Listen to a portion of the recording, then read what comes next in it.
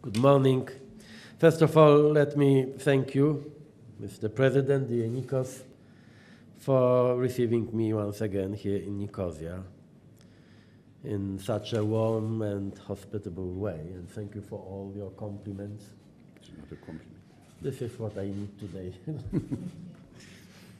In the last 5 years, as President of the European Council, I've been here many times to try to find, with you, solutions to some of our common problems, and also to underline EU solidarity.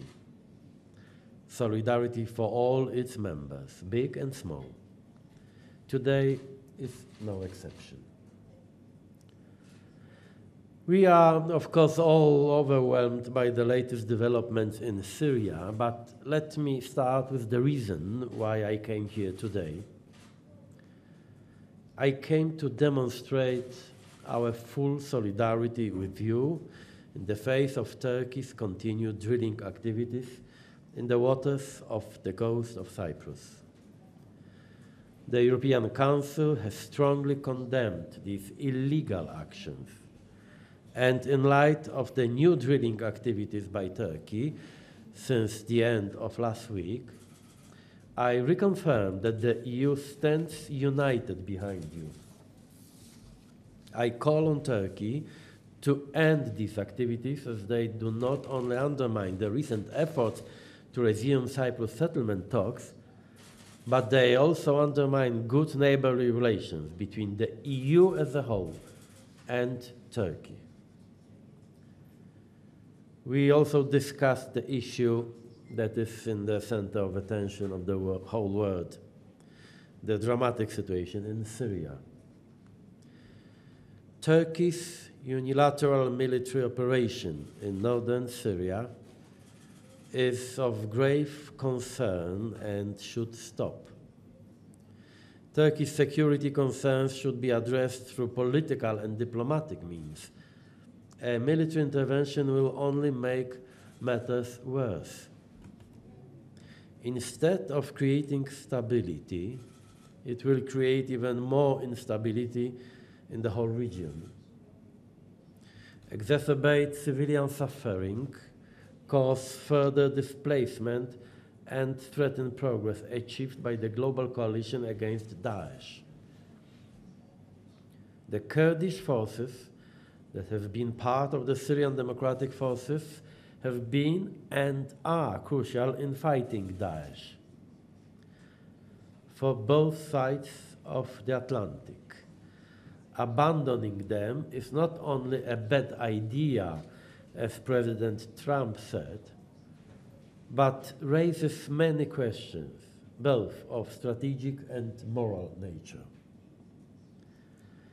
Turkey must understand that our main concern is that their actions may lead to another humanitarian catastrophe, which would be unacceptable. Nor will we ever accept that refugees are weaponized and used to blackmail us.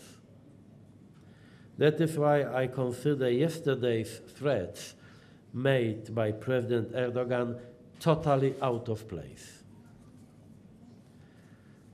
Let me conclude with Brexit.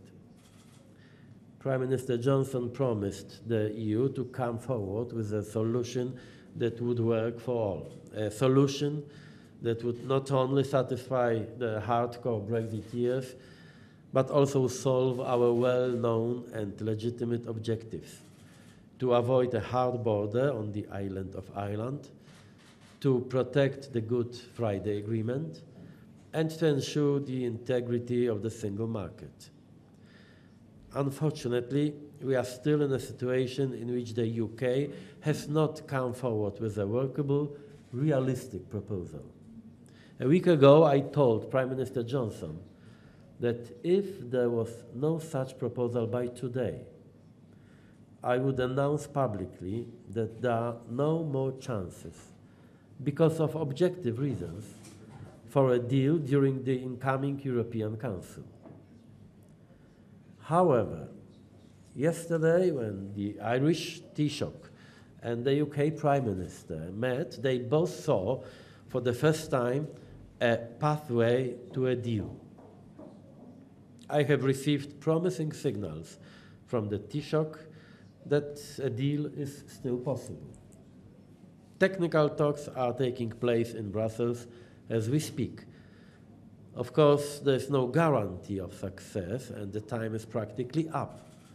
But even the slightest chance must be used. A no-deal Brexit will never be the choice of the EU. Thank you, and thank you very much again for your Thank you very much for your support.